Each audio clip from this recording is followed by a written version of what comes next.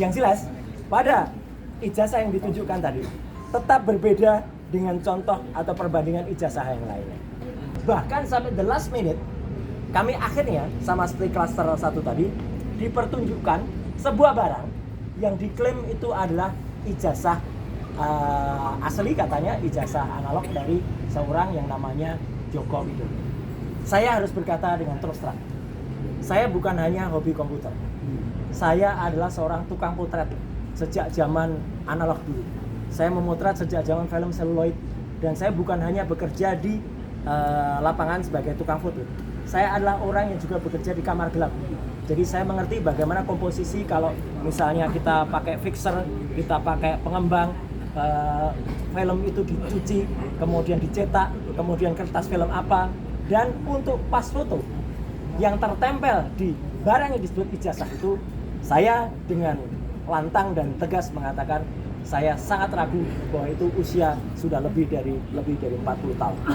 Terlalu tajam, terlalu baru barang itu sebagai sebuah foto yang dicetak dengan kertas foto di tahun 80-an. Ya, karena kertas foto di tahun 80 itu ada usianya. Bahkan ijazah Dr. Rismond sendiri yang usianya baru sekitar 20 tahunan kira-kira, 23 tahun, itu pun sudah mulai berburam. Ya, ini masih sangat tegas dan jelas. Ya, tidak seperti. Kemudian khusus detil itu, alhamdulillahnya kami meskipun diminta untuk melihat, kami tetap tidak boleh memegang. Ya, kami tidak boleh merasakan. Padahal dia bilang, saya satu lawyer, saya sudah merasakan itu.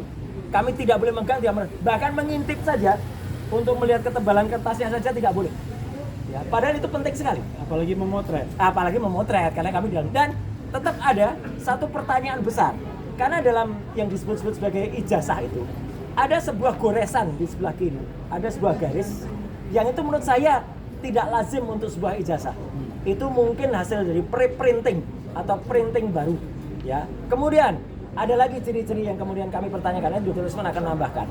Logo Universitas Gadjah Mada yang tercetak, sepanjang yang saya tahu, warnanya meleset, tidak seperti itu. Warna logo UGM yang bagus itu emas.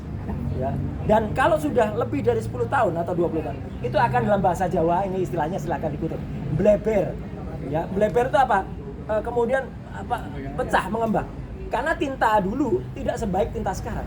Ini tidak ada blebernya sama sekali. Jadi kayak di print dengan kualitas tinta baru yang kemudian itu clear banget. Kemudian boleh kalau dikatakan, tapi kan ada tipis, ada watermark. Iya, tapi tipis sekali. Watermarknya tidak seperti watermark yang biasa ada di ijazah UGM. Embossnya juga tidak. Saya mau memegang embossnya nggak boleh. Padahal kalau emboss yang kita pegang, kita akan bisa tahu itu emboss beneran atau citra atau gambar seolah-olah emboss. Kan banyak itu. Tegel-tegel sekarang banyak yang di print seolah-olah emboss, tapi tidak kan. Nah, kemudian nanti mungkin Dr. Rismond yang akan menerangkan kalau ada akannya juga. Karena dalam ijazah itu juga kan ada dua tipe pencetakan. Logo dulu baru tulisan, atau tulisan dulu baru logo.